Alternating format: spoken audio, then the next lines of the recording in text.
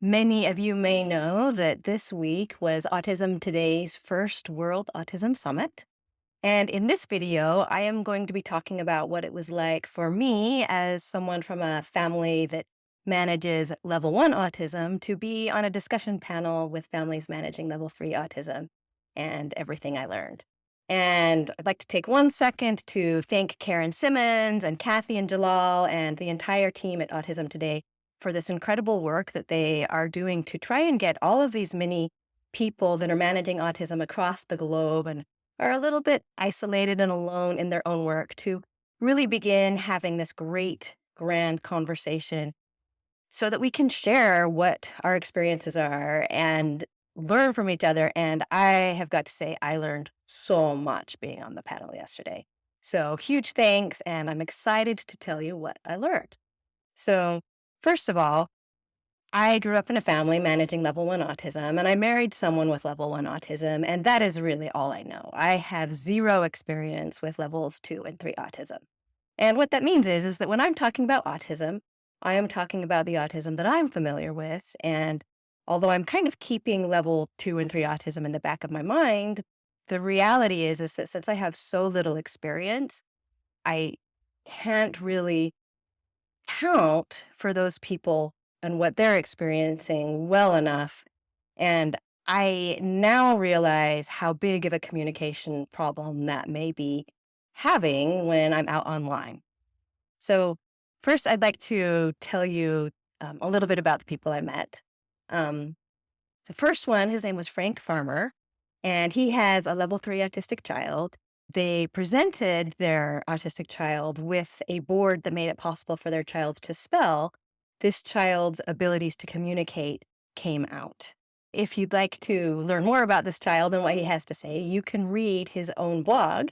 It's at wordsyouneverheardmesay.com. And he is able to articulate his experience and his in-depth thoughts in a way that really make it very, very obvious that ever thinking that level of services needed is something that should be equated with intelligence is wrong. There are clearly many people with level 3 autism who have a very high level of intelligence and are not able to communicate what's going on inside of them to the outside world. And for me, as someone who has only experienced level 1 autism firsthand, to assume that what is differentiating the autistic people I'm familiar with the autistic people that many families like Frank Farmer's family are familiar with, to associate that with intelligence, the difference being intelligence, is very wrong. And it's quite insulting, actually. So that's something that I had started to become a little bit aware of, but it was really profoundly shown to me in that experience being on that panel with Frank Farmer last night. So I can't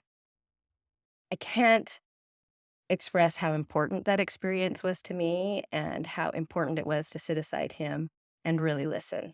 The other really amazing experience I had was having the opportunity to talk about what it's like for level 1 families and to see Frank's face and the faces of the other panelists in response to them considering what it might be like to be in a level 1 family when they have most of their experience managing level 3 autism. And basically, what I said on the panel is that one of the issues that the level 1 families are having is that because it's not considered that we need very many services, there aren't services for us. And yet, we need a lot of services. And we're out trying to find those services in the professional world. And what we're finding instead are services that are meant for families with neurotypicals, and that those services don't really provide us the answers that we need, leaving us in this state of abandonment and confusion, and then adding the reality to it that many of us didn't even know that anyone in our family had autism, that we have been managing the situation and the neurodiversity in our families without any awareness that the one primary factor behind the difficulties we were facing has been these different brains. And that when we go out and seek help, instead of getting the diagnoses we need, we get all sorts of other diagnoses. And all sorts of help that doesn't really actually address our problems. And it felt really amazing to me to say that to these people who really understand level 3 autism in a very, very deep way and see their faces light up and their eyes light up as they started to comprehend what that difficulty might be like for families managing level 1 autism. And I loved seeing eyes light up as they considered what it might have, at least that's what my perception was, that they were considering what it might have been like for their family if their children were autistic. Nobody knew they were autistic because they appeared very typical and they were undiagnosed.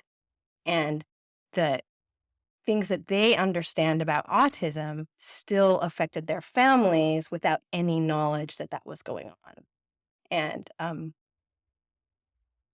it's impossible for any of us to compare what it might be like to be on the other side of this spectrum. And from my perspective, I can't imagine.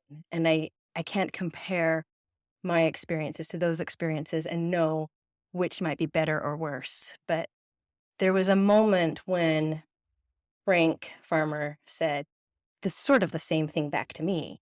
And his jaw was kind of dropping as if he was wondering how much worse it might even be to be in a family with level 1 autism and not be getting any services and not know what the problem was and to go out for services and only reach confusion. And, he doesn't have the answer to that question either. But regardless, and since it's not a comparison, what I really want to share is how amazing and meaningful of a moment that was for me to have that connection with someone that I knew fully comprehended autism because of his personal experience with it, and have the recognition of what it might be like to be someone in a family managing level 1 autism. And and maybe that means a lot to people with level 1 autism in our families because so much of our lives has been about not recognizing the autism, and then often, even once it's discovered, it not being accepted. Sometimes the people with autism won't accept the diagnosis themselves, and often people on the outside, because they can't see any of the neurodiverse communication difficulties that are being faced inside the families, people on the outside to deny its existence, and it becomes a very lonely place where the families are managing this really very, very large difficulty with zero support and without anyone even believing them. And to have someone managing level 3 autism bring to the forefront their understanding that that could be really, really difficult based on what they know about autism meant a ton. Dr. Cepero did a great, great presentation on what families need to do in order to make sure that their level 3 autistic children will be cared for after the parents pass away. And she went into a lot of detail, and I'm sure she'd be willing to help anyone out there who has a child with level 3 autism and is managing that same circumstance.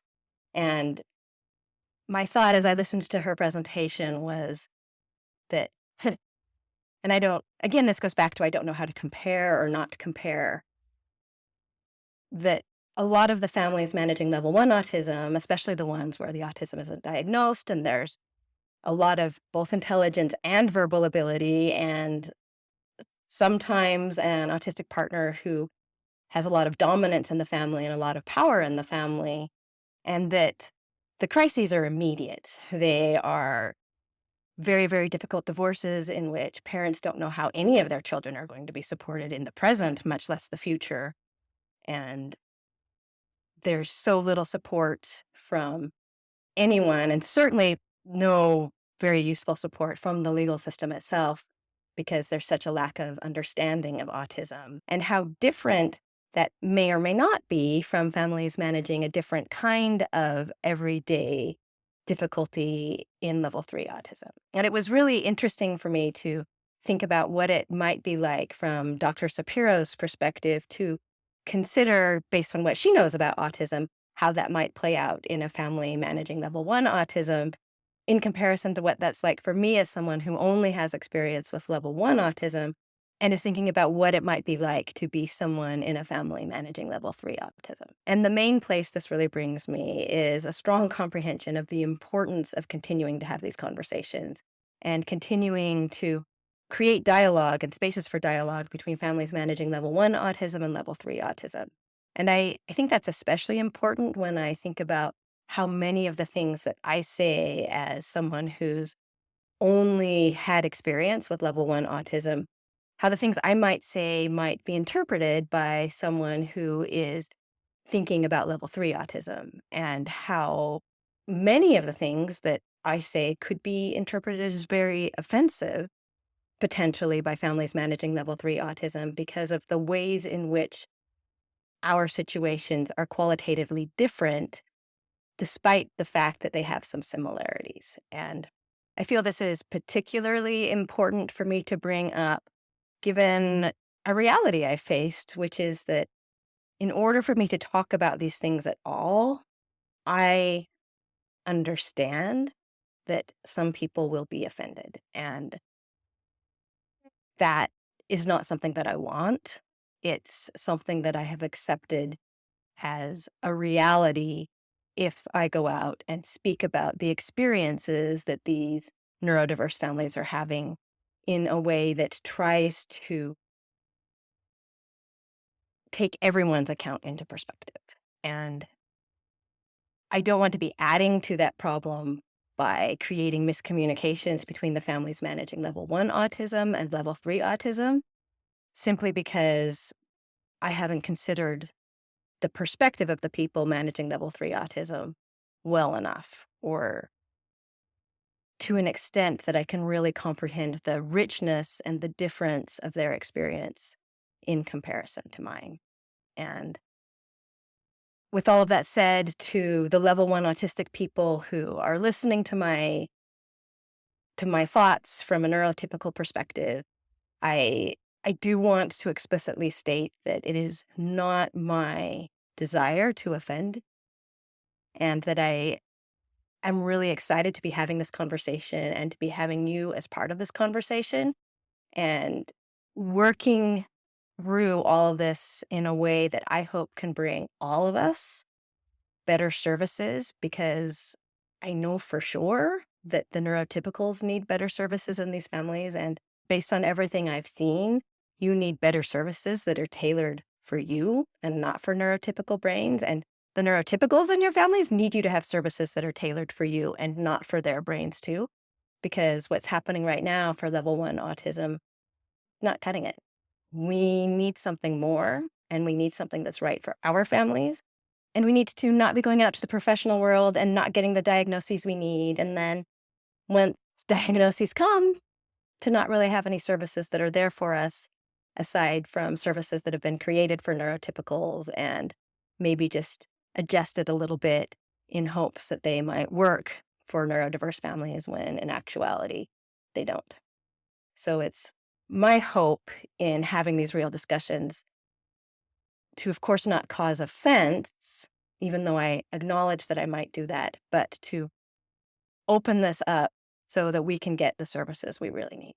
And again, I'm so grateful to everyone at Autism Today for the fact that they got this conversation going and held this World Summit and brought Frank Farmer and Dr. Cepero and I together on a panel so we could have this discussion and really think about what's going on in the autism world and the differences in our experiences and how that might be impacting the conversations we have with each other, because we haven't really considered fully what it's like to be in each other's shoes.